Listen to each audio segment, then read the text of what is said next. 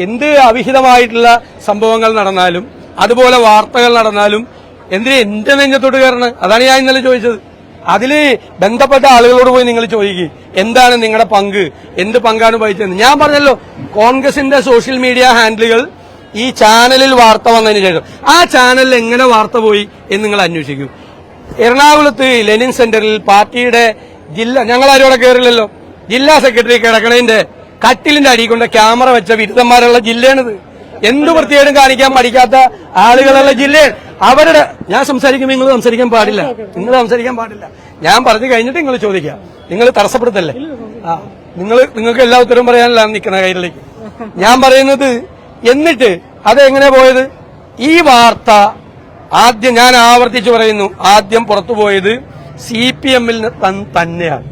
ആ വാർത്ത പുറത്തുപോയി, ചാനലിൽ വാർത്ത വന്നു, പത്രത്തിൽ വാർത്ത വന്നു. ആ പത്രത്തിലെ വാർത്തകൾ കോൺഗ്രസിലെ ഹാൻഡിലുകൾ ചെയ്തു കാണും. കാരണം കഴിഞ്ഞ ഒരു മാസമായി ഈ ക്രൂരമായ ആക്രമണമാണ് CPM സൈബർ ഹാൻഡിലുകളിൽ നിന്ന് കോൺഗ്രസ് പ്രവർത്തകർക്ക് നേരെ ഉണ്ടായിരുന്ന, നേതാക്കന്മാർക്ക് നേരെ.